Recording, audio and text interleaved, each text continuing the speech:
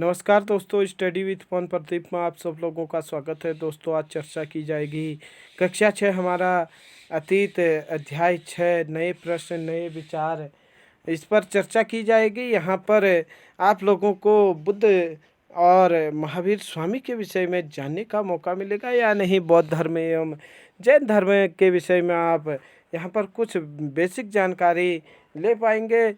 आइए चर्चा शुरू करते हैं। इससे पहले मैं आप लोगों को बताना चाहूँगा कि हमारे इस यूट्यूब चैनल के माध्यम से प्रतिदिन किसी न किसी एक कक्षा के किसी एक पाठ पर चर्चा की जाती है और यह चर्चा एनसीईआरटी किताबों के आधार पर होती है और इसलिए आप लोगों के लिए महत्वपूर्ण तो है ही है, साथ में जो प्रतियोगी परीक्षा के लिए तैयारी कर रहे हैं उनके लिए भी ये सीरीज काफ़ी महत्वपूर्ण रहने वाली है। आइए चर्चा शुरू करें कि अध्याय 6 हमारा अतीत या नहीं कक्षा 6 में जो इतिहास की पुस्तक है उसका अध्याय 6 है नए प्रश्न नए विचार। अगन्या निकली सैर पर। अगन्या आज पहली बार विद्यालय की ओर से सैर पर जा रही थी।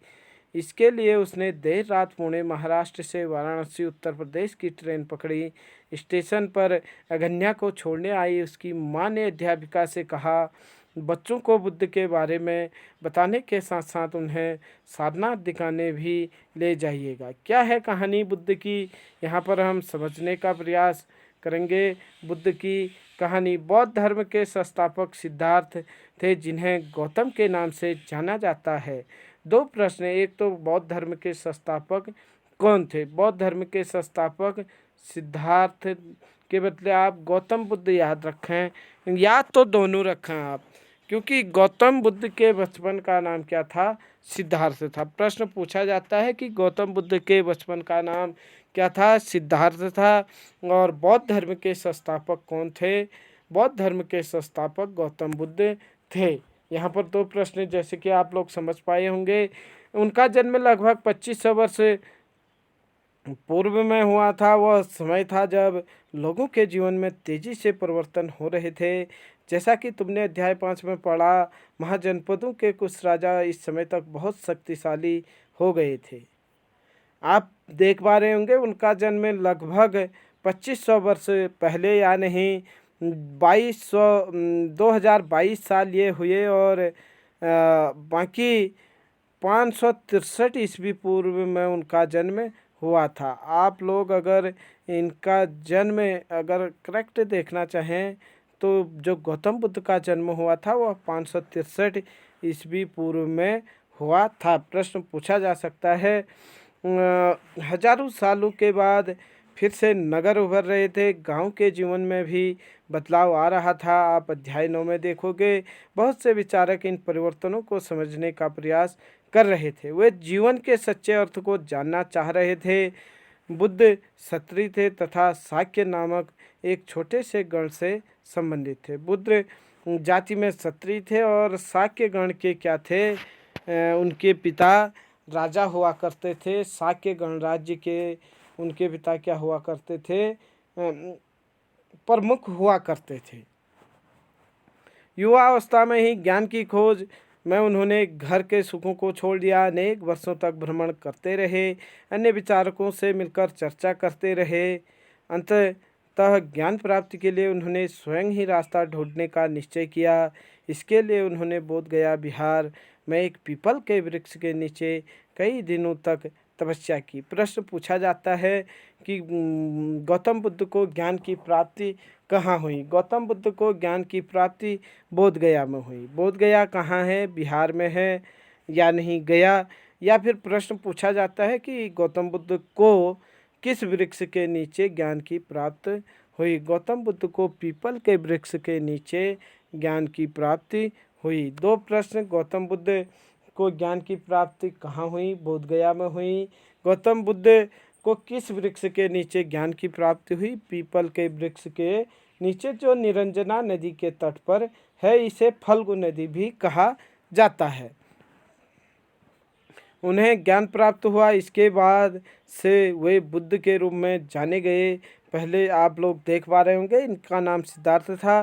ज्ञान प्राप्ति के बाद इन्हें बुद्ध कहा जाने लगा। यहाँ से वाराणसी के निकट स्थित सारनाथ गए, जहाँ उन्होंने पहली बार उपदेश दिया। प्रश्न पूछा जाता है कि महात्मा बुद्ध ने सर्वप्रथम उपदेश कहाँ दिया। महात्मा बुद्ध ने सर्वप्रथम उपदेश सारनाथ में दिया। इसके बाद कुशीनारा में मृत्यु से पहले शेष जीवन उन्होंने पैदल ही एक स्थान से दूसरे स्थान की यात्रा करने और लोगों को शिक्षा देने में व्यतीत की। पहले प्रवचन के बाद वो घूमते रहे मृत्यु तक। अगर इनकी मृत्यु कहाँ हुई पूछा जाता है, तो इनकी मृत्यु 80 वर्ष के उम्र में वैशाख पूर्णिमा के दिन कुशीनारा या नहीं कुशीनगर में हुई थी। इसे बौद्ध धर्म में महापरिनिर्वाण कहा जाता है। प्रश्न पूछा जाता है कि गौतम बुद्ध को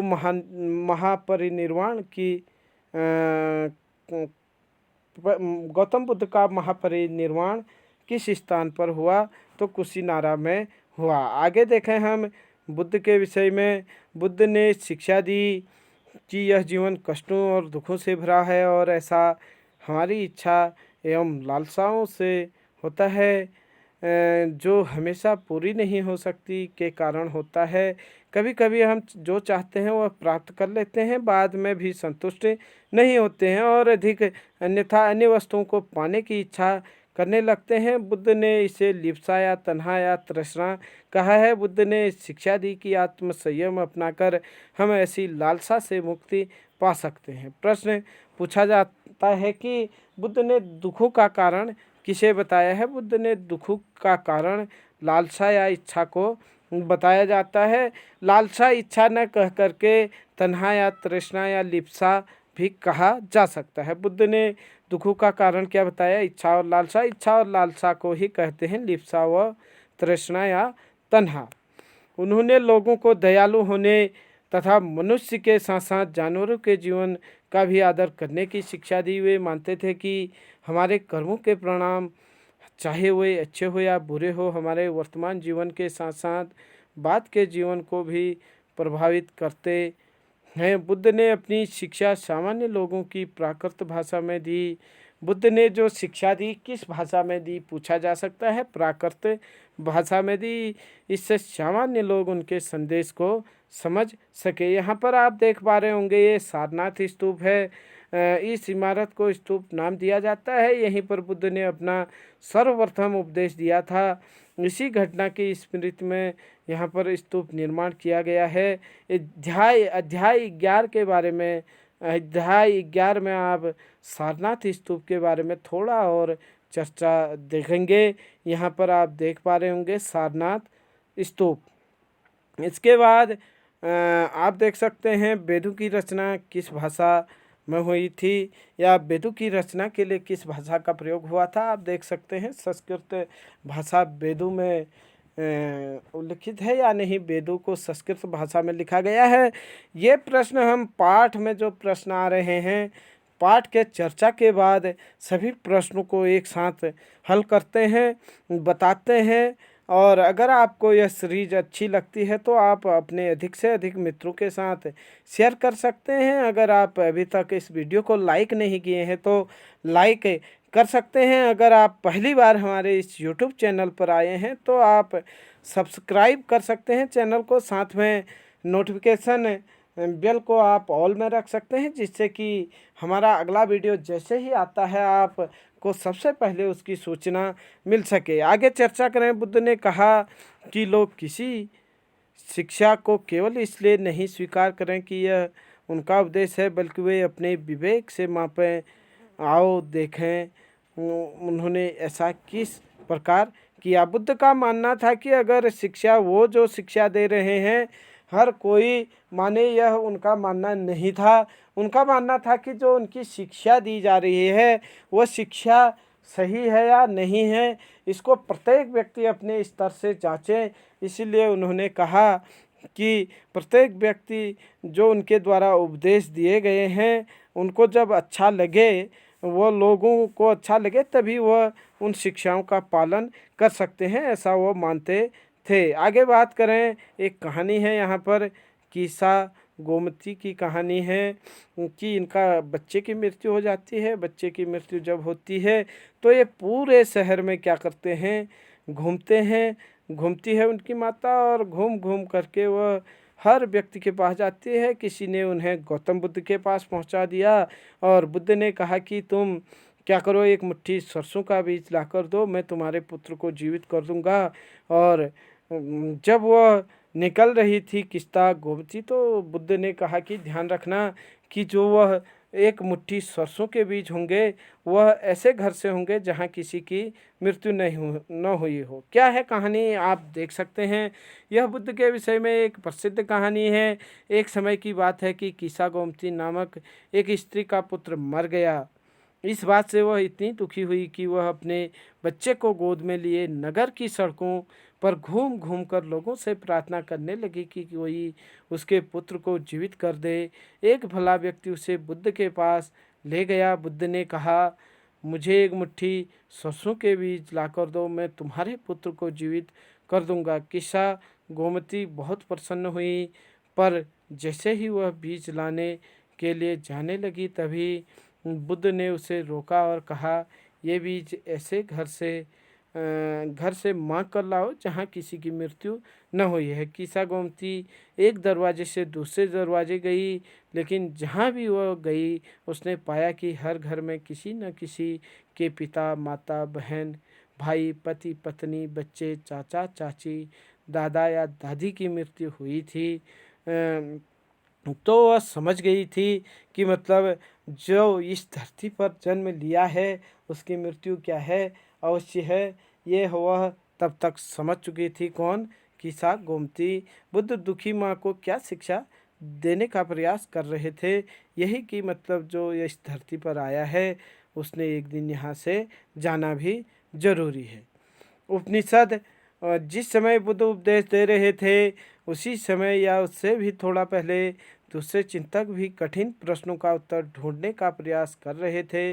उनमें से कुछ मृत्यु के बाद के जीवन के बारे में जानना चाहते थे, तो कुछ अन्य यज्ञों की उपयोगिता के बारे में जानने के लिए उत्सुक थे। कुछ तो मृत्यु के बाद के जीवन के बारे में जानना चाहते थे, कुछ यज्ञों की उपयोगिता के बारे में जानना चाहते थे। इनमें से अधिकांश चिंतकों का यह मानना था कि इस विश्व में कुछ तो ऐसा है जो स्थायी और जो मृत्यु के बाद भी बचा रहता है। इन्होंने इसका वर्णन आत्मा तथा ब्रह्म अथवा सार्वभौम आत्मा के रूप में किया है। वे मानते थे कि अंततः आत्मा तथा ब्रह्म एक ही है। ऐसे कई विचारकों का संकलन उपनिषदों में हुआ है। उपनिषद उत्तर वैदिक ग्रंथ का हिस्सा है। प्रश्न पूछा जा सकता है कि उपनिषदों की रचना कब हुई? उपनिषदों की रचना उत्तर वैदिक काल में हुई। प्रश्न पूछे जाते हैं। उपनिषद का शाब्दिक अर्थ है गुरु के समीप बैठना। प्रश्न पूछा जा सकता है कि उपनिषद का शाब्दिक अर्थ क्या है? उपनिषद का शाब्दिक अर्थ है गुरु के समीप बैठना। इन ग्रंथों में अध्यापकों और विद्यार्थियों के बीच बातचीत का संकलन किया गया है। प्रायः ये विचार सामान्य वार्तालाप के रूप में प्रस्तुत किए गए हैं। यहाँ पर आप देख पा रहे होंगे भारतीय दर्शन की 6 पद्धति।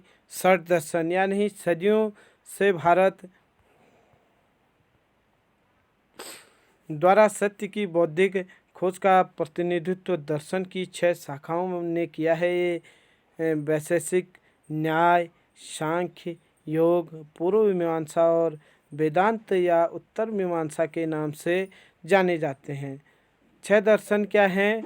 6 दर्शन हैं वैशेषिक, न्याय, सांख्य, योग, पूर्व मीमांसा या उसके बाद वेदांत या वेदांत को ही क्या कहते हैं? उत्तर मीमांसा कहते हैं। दर्शन की इन 6 पद्धतियों की स्थापना क्रमशः ऋषि कणाद या नहीं जो वैशेषिक है इसकी रचना कणाद ने की है। जो न्याय है, न्याय दर्शन गौतम ने दिया है। जो सांख्य दर्शन है, सांख्य दर्शन के प्रतिपादक कपिल हैं। योग दर्शन के प्रतिपादक पतंजलि हैं। पूर्व मीमांसा के प्रतिपादक जैमिनी हैं। और वेदांत या नहीं उत्तर मीमांसा के जो दार्शनिक हैं या प्रतिपादक हैं वो व्यास हैं। आप देख सकते हैं वैशेषिक कणाद, न्याय गौतम, सांख्य कपिल, योग पतंजलि, पूर्व मीमांसा जैमिनी, उत्तर मीमांसा या वेदांत व्यास द्वारा मानी जाती है, जो आज भी देश में बौद्धिक चर्चाओं को दिशा देती है। जर्मन मूल के ब्रिटिश भारतविद फ्रेडरिक मैक्स मुलर के अनुसार दर्शन की इन 6 शाखाओं का विकास कई पीढ़ियों के दौरान व्यक्तिगत विचारों के योगदान से हुआ। यद्यपि ये एक दूसरे से भिन्न दिखते हैं, तद्यपि सत्य की इनकी समझ में आधारभूत तालमेल दिखता है। आगे चर्चा करें कि क्या है बुद्धिमान भिखारी की बात, किस प्रकार से यहाँ पर वार्तालाप दी गई है। यह वार्तालाप छांदोग्य उपनिषद नामक प्रसिद्ध उपनिषद की एक कहानी है। छांदोग्य उपनिषद की एक कहानी है। शौनक व अभिप्रेतारिण नामक 2 ऋषि सार्वभौम आत्मा की उपासना करते थे। एक बार यूं ही वे भोजन करने के लिए बैठे, एक भिखारी आया और भोजन मांगने लगा। शौनक ने कहा, हम तुम्हें भोजन नहीं दे सकते। भिखारी ने पूछा, विद्वान जन, आप किसकी उपासना करते हैं? अभिप्रतारिणी ने कहा, सार्वभौम आत्मा की। ओह, इसका मतलब आप यह नहीं जानते कि यह सार्वभौम आत्मा संपूर्ण विश्व में विद्यमान है। ऋषियों ने कहा, हाँ हाँ हाँ, हम तो जानते हैं भाई, ये जो सार्वभौम आत्मा है यह पूरे विश्व में क्या है, फैली हुई है, पूरे विश्व का हिस्सा है। भिखारी ने पूछा, अगर यह सार्वभौम आत्मा संपूर्ण विश्व में विद्यमान है तो यह मेरे अंदर भी है। मैं कौन हूँ? मैं इस विश्व का ही एक भाग तो हूँ। तब तुम सत्य बोलते हो, युवा ब्राह्मण ने कहा। इसलिए हे ऋषियों, मुझे भोजन न देकर आप उस सार्वभौम आत्मा को भोजन देने से मना कर रहे हैं। भिखारी की बात की सच्चाई जानकर ऋषियों ने उसे भोजन दे दिया। आगे चर्चा करते हैं। इन चर्चाओं में भाग लेने वाले अधिकांश, जो हम पिछले पेज में देख रहे थे कि जो उपनिषदों में क्या है, चर्चाएं हैं। चर्चाओं में अधिकांशतः पुरुष ब्राह्मण तथा राजा होते थे। कभी कभी गार्गी जैसी स्त्री विचारकों का भी उल्लेख मिलता है। प्राचीन काल की अगर विदुषी महिला पूछी जाए तो गार्गी उनमें से एक प्रमुख महिला है। विद्वता के लिए प्रसिद्ध गार्गी राज दरबारों में होने वाले वाद विवादों में भाग लिया करती थी। निर्धन व्यक्ति इस तरह के वाद विवाद से बहुत कम ही हिस्सा लेते थे। इस तरह का एक प्रसिद्ध अपवाद सत्यकाम जाबाल का है। सत्यकाम जापाल का नाम उसकी दासी माँ के नाम पर पड़ा। सत्यकाम के मन में सत्य जानने की तीव्र जिज्ञासा उत्पन्न हुई। गौतम नामक एक ब्राह्मण ने उन्हें अपने विद्यार्थी के रूप में स्वीकार किया। वह अपने समय के सर्वाधिक प्रसिद्ध विचारकों में से एक बन गए। उपनिषदों के कई विचारों का विकास बाद में प्रसिद्ध विचारक शंकराचार्य के द्वारा किया गया, जिसके बारे में तुम कक्षा 7 में पढ़ोगे। सत्यकाम जाबाल जो एक क्या थे, गरीब घर के थे, वह एक क्या थे, दार्शनिक बन गए थे। आगे हम चर्चा करें व्याकरण विधि पाणिनि। इस युग के कुछ अन्य विद्वान भी खोज कर रहे थे। उन्हीं प्रसिद्ध विद्वानों में पाणिनि ने संस्कृत भाषा के व्याकरण की रचना की। उन्होंने स्वरों तथा व्यंजनों को एक विशेष क्रम में रखकर उनके आधार पर एक सूत्रों की रचना की। ये सूत्र बीजगणित के सूत्रों से काफ़ी मिलते जुलते हैं। इसका प्रयोग कर उन्होंने संस्कृत भाषा के प्रयोग के नियम लघु सूत्रों लगभग 3000 के रूप में लिखे। 3000 लघु सूत्र लिखे। पाणिनि ने लिखा है अष्टाध्यायी। प्रश्न पूछा जा सकता है कि पाणिनि ने किस ग्रंथ की रचना की? पाणिनि ने अष्टाध्यायी की रचना की। किस भाषा में की? पाणिनि ने अष्टाध्यायी की रचना संस्कृत भाषा में की। इसके बाद आगे है जैन धर्म। जैन धर्म के विषय में हम आगे जानेंगे। 1 मिनट में इसे समझने का प्रयास करेंगे। जो हमने आज पढ़ा, बौद्ध धर्म के वास्तविक संस्थापक महात्मा बुद्ध, 563 ईस्वी पूर्व इनका जन्म हुआ था। लुम्बिनी कपिलवस्तु वर्तमान में जिसे रुम्मनदेही नेपाल में जो स्थित है, और गौतम बुद्ध के पिता का नाम शुद्धोधन, इनकी माता का नाम महामाया देवी, और इनके जो गोत्र था वह गौतम गोत्र था। यशोधरा से इनकी शादी हुई थी और इनका पालन पोषण गौतमी प्रजापति ने किया था, इसलिए इनका नाम गौतम पड़ा। इनकी जो विमाता थी या नहीं आप कह सकते हैं दूसरी माता या नहीं सौतेली माँ, उनका नाम था गौतमी प्रजापति। इन्होंने ही इनका पालन पोषण किया था। और गया बोध गया बिहार निरंजना नदी के तट पर पीपल वृक्ष के नीचे इन्हें ज्ञान प्राप्त हुआ। प्रथम उपदेश इन्होंने सारनाथ में दिया था और 5 ब्राह्मणों को दिया था। यह इसी को धर्मचक्र प्रवर्तन कहा जाता है। शिष्य इनके आनंद व उपाली थे। कुशीनारा में इनकी मृत्यु 483 ईस्वी पूर्व में हो गई थी। 483 ईस्वी पूर्व में इनकी मृत्यु हुई थी, जबकि 563 ईस्वी पूर्व में इनका जन्म हुआ था। तो दोस्तों आज थी ये चर्चा गौतम बुद्ध के विषय में, बौद्ध धर्म के विषय में। आगे हम चर्चा करेंगे जैन धर्म के विषय में। जल्दी ही मिलते हैं, तब तक आप अपनी तैयारी को यूं ही सुदृढ़ करते रहिए। जय हिंद, जय भारत।